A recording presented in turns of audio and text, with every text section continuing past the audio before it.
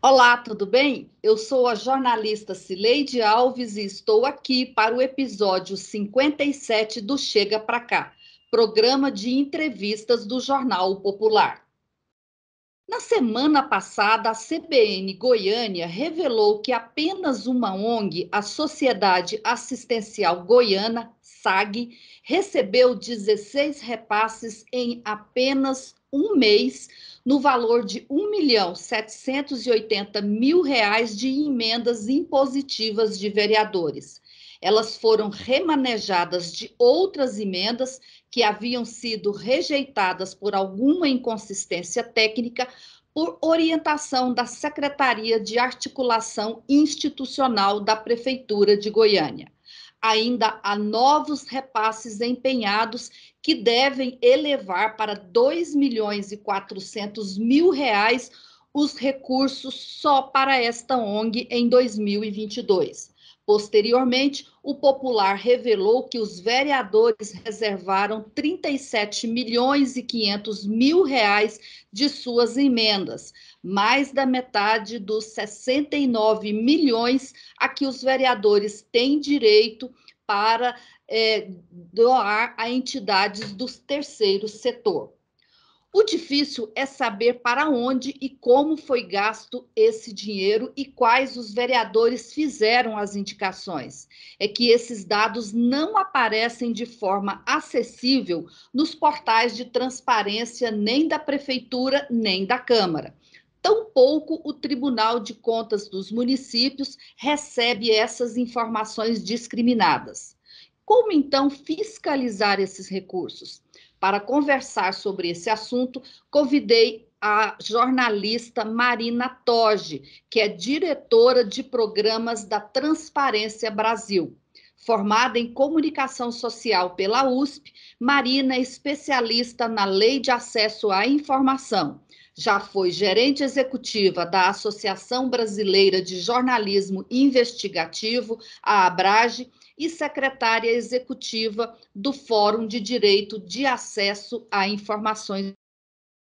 Marina, muito obrigada pela sua presença e por nos dar alguma luz nesse momento. Obrigada eu pelo convite, espero realmente dar alguma luz aí para esse tema. Bom, Marina, eu fiz essa descrição, né, sobre esse fato que aconteceu aqui na Câmara de Goiânia, e eu imagino que isso não deve ser uma novidade, uma particularidade da Câmara de Goiânia.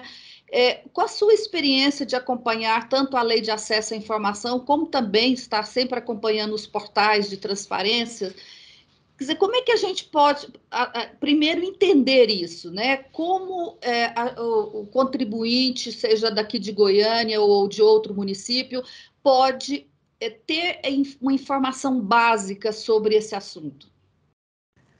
Bom, deveria poder ser possível que cada cidadão, qualquer pessoa, pudesse acessar essas informações no portal de transparência da Prefeitura ou da Câmara de Vereadores, né? Que a Lei de Acesso à Informação, ela obriga esses entes públicos a publicar, sem que a gente precise ficar pedindo, sem que precise ficar implorando, informações básicas, fundamentais sobre repasses de recursos, despesas e também das receitas do município e dos próprios órgãos. Então, essa é uma informação que deveria estar disponível ativamente nesses sites, também de acordo com a Lei de Responsabilidade Fiscal. Então, o contribuinte devia poder acessar esses sites, olhar ou fazer uma busca, falar quanto foi para ONG X, ou quanto foi para a saúde, quanto foi para a educação, e conseguir encontrar essa informação facilmente e de forma precisa. Bom, não estando, né? A gente fez essa experiência aqui em Goiânia, os jornalistas do Popular, da CBN Goiânia, e o processo é meio complicado, é só para quem tem alguma expertise mesmo, né? Que é sair procurando fazer pesquisa na lei orçamentária anual, depois procurar número do fomento no diário oficial, e a partir desse número de fomento, ir lá no portal de transparência da Prefeitura. Não existe detalhadamente uma regra a respeito de emendas de parlamentares? Bom, As emendas parlamentares são consideradas ou são vistas como atividade do órgão público, que é uma informação também de divulgação obrigatória.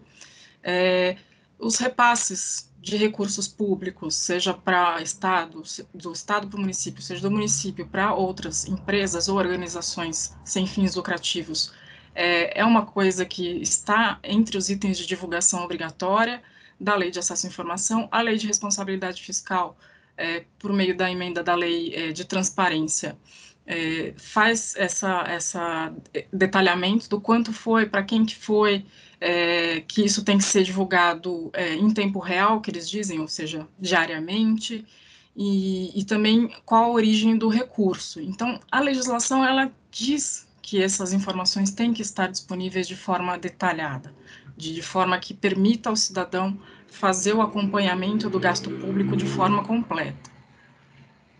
Bom, esse roteiro que eu te descrevi, não é bem isso que você está explicando, né? Não. Isso daí é basicamente uma transparência para inglês ver.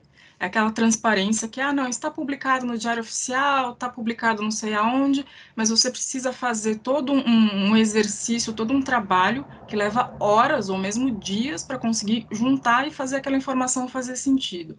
Ou seja, não é transparência de fato. É uma transparência muito decorativa, como se diz.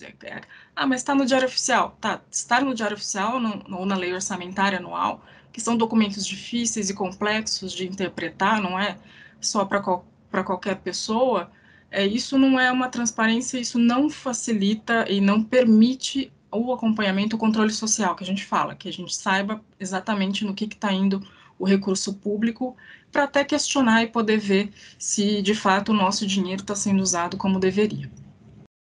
Bom, se eu entendi bem, Marina, quer dizer que tanto o portal de transparência da Prefeitura de Goiânia quanto o portal de transparência da Câmara, apesar de que a Câmara usa mesmo o da Prefeitura, quer dizer, ele está incompleto, mais do que isso, ele está descumprindo a legislação que.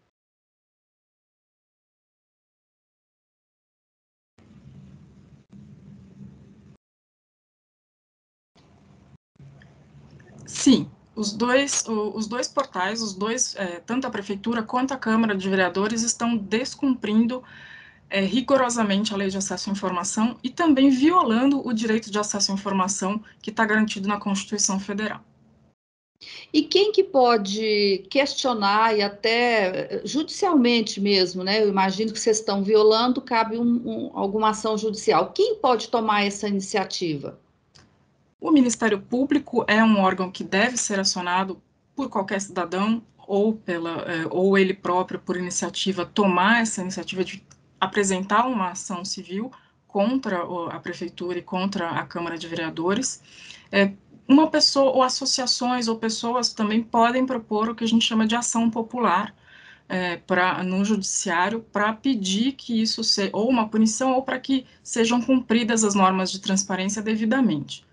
A ação popular tem o costume de ser um pouco mais difícil de emplacar, digamos assim, né, junto ao judiciário, porque depende de você ter um advogado, depende de ter evidências muito concretas. O Ministério Público tem essa capacidade, essa competência e esse dever de apresentar essa ação judicial, de fazer esse questionamento. Até mesmo algum vereador que esteja um pouco mais comprometido com esta pauta, ou que reconheça que há uma falta de transparência e se comprometa a, de fato, fazer com que a lei seja cumprida e cumprir exatamente a sua função também enquanto fiscalizador do Poder Executivo e do gasto público, pode também entrar com uma ação nesse sentido. Eu vou ser mais detalhista ainda, para que eu acho que esse é um serviço muito importante que a gente presta. Então, assim, além de estar lá, né, o que você está dizendo é que a falta dessa informação com precisão, ela viola, né, o direito a acesso à informação. Essa legislação, ela determina que, inclusive, o nome dos autores das emendas sejam publicados, porque mesmo que a gente ache a informação procurando dessa forma, a gente não consegue saber claramente se é o vereador A, B, C, D que fez essa indicação. É obrigado também a indicação do nome dele?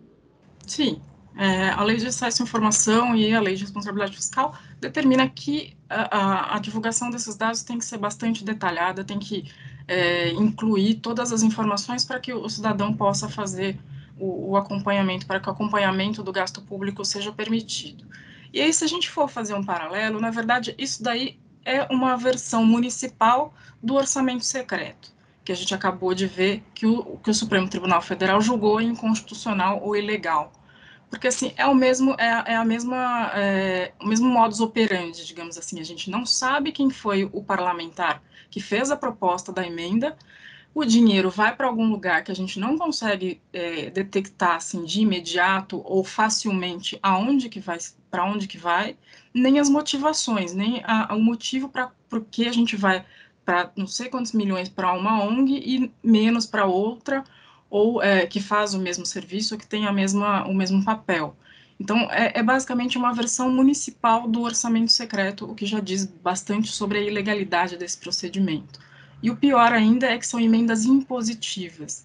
No caso do orçamento secreto, as emendas não havia a obrigação de executá-las. Nesse caso de Goiânia, a prefeitura é obrigada a fazer essa aplicação, esse repasse do dinheiro. Então, é uma coisa, um grauzinho ainda mais grave do que o próprio orçamento secreto.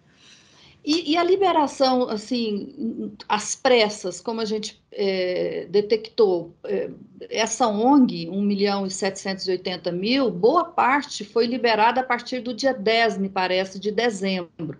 Então, muitos dos processos, dos casos, o recurso foi liberado 2 dias depois do contrato assinado.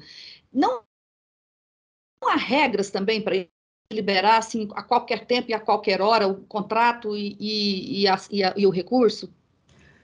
Não existe assim um estabelecimento de uma regra, um prazo máximo, um prazo mínimo. É um pouco que a gente fala discricionário, fica ali a critério do órgão público que está fazendo isso, mas a gente sabe que existe muito a influência da proximidade política de quem está recebendo o recurso, seja uma ONG, seja uma outra prefeitura, seja um outro órgão público, e que se há uma interlocução, se existe alguém que é capaz de fazer uma interlocução mais próxima, seja com o parlamentar que liberou a emenda, seja com o órgão público que é responsável por pagar, a liberação sai mais rápida. Então, você tem uma desigualdade, né, uma distorção aí nessa destinação das emendas. Nesse caso, se a gente olhar de uma forma mais ampla, é uma violação do princípio da impessoalidade na administração pública, que diz que todas as pessoas físicas e jurídicas têm que ter o mesmo tratamento, um tratamento isonômico e não ter uma liberação de recursos mais rápida porque é mais próxima de não sei quem ou porque consegue conversar diretamente com um órgão público. Essa ONG, inclusive, ela recebeu que vão, por exemplo, de um curso para fortalecimento das relações intrafamiliares até a organização de um campeonato de futevôlei na cidade. Isso é legal? Ou não há critérios para seleção de entidades do terceiro setor? Os critérios deveriam ser os critérios usados para a administração pública, para o uso de recursos pela administração pública, que é justamente a prevalência do interesse público. Então, não me parece ter tanto interesse público em que o recurso do contribuinte financie campeonatos aí de esportes ou de coisas não exatamente populares, digamos assim, o automobilismo, por exemplo, e também de economicidade, de você ter uma aplicação racional do recurso público, especialmente quando a gente está falando em um país, numa situação em que há muita desigualdade social e há muita demanda por serviços públicos como saúde, como educação, e em que também há muitas ONGs ou muitas organizações que fazem um trabalho de apoio ou de suporte ao atendimento ao público, à prestação de serviços públicos nessas áreas. Então, é muito questionável esse critério, que também beira aí a violação do princípio da moralidade na administração pública, que é a aplicação, ou a administração, a gestão de acordo com critérios enfim, de acordo com o interesse público. Sem falar da eficácia desse gasto, né? Que isso é uma outra Exatamente. discussão, né? qual que é o alcance disso, quantas pessoas vão ser beneficiadas por esse gasto, por esse custeio de um campeonato de automobilismo, por exemplo, em relação a quantas pessoas vão ser beneficiadas por uma política pública estruturante, de fato. Bom, Marina, o Transparência Brasil analisa, né, sites, portais de transparência de governos estaduais. E com relação aos legislativos, vocês têm um trabalho, têm uma noção do que se faz nos portais dos legislativos? Os portais de legislativos locais, e aí os de municipais, especialmente, tendem a ser os piores que a gente costuma lidar. Um pouco por falta de atenção, um pouco porque passa a esfera federal acaba ficando muito mais no centro das atenções, né? O Congresso, enfim, o governo federal, e aí fica um pouco mais barato, digamos assim, para os legislativos municipais não serem tão bons na transparência. Fica meio escondido ali até a falta de transparência. Mas geralmente são portais muito ruins, ou assim, antigos mesmo, assim, de tempos muito remotos da internet, que você fala, nossa, eu voltei para 1990, de repente, quando você entra num portal. O do Rio de Janeiro, por exemplo, da Alerj, é nessa pegada, assim. E a dificuldade de você encontrar as informações que interessam, de fato. Então, às vezes, a dificuldade de você encontrar o que um vereador tem votado, ou quais são as propostas que estão em análise pela Câmara Municipal, ou mesmo qual a tramitação da lei orçamentária anual, muitas vezes é uma dificuldade de você acompanhar enquanto ela acontece. Isso a gente verificou no final do ano passado, ou do ano retrasado, na verdade, em que assim, a gente só procurava, era simples, procurar a lei orçamentária anual nas câmaras municipais e prefeituras, e era difícil, às vezes, achar. E é um projeto super importante que a gente precisa saber, precisa acompanhar, e tem a possibilidade de ter a participação social. Então, não pode não ter transparência sobre isso.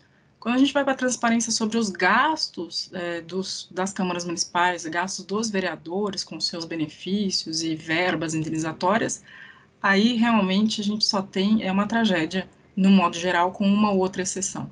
É muito difícil você acompanhar e entender as informações que estão ali, porque também estão sempre numa linguagem muito técnica ou muito própria da administração pública. E das prefeituras das capitais? Também há casos inacreditavelmente ruins, assim, de se falar, mas é uma capital de um estado, não é uma cidade pequena com poucos recursos ou com pouca qualificação dos servidores públicos, eventualmente. Não, tem casos assim que é realmente a própria prefeitura de São Paulo, que é de onde eu falo, é a principal capital do país em termos de tamanho, de orçamento, tudo. O site é absolutamente desorganizado, também é antigo, você pena para achar informações básicas de como você é atendido numa UBS, por exemplo, que tipo de coisa que você tem que fazer para ser atendido num posto de saúde. E aí você vai para a página de transparência, às vezes tem muitas informações, mas elas não dizem muito, não te informam no fim das contas. É muita coisa em volume, mas em termos de informação, de qualidade, do que você vai acabar conhecendo da administração pública ou do gasto público ali, não vai te ajudar em nada, não vai te dizer absolutamente nada. É como esse caso das emendas, né? Você pega um pedaço de informação que não te diz nada, você precisa juntar com outro pedaço de informação que está lá num outro site ou num outro documento para aquilo poder fazer algum tipo de sentido.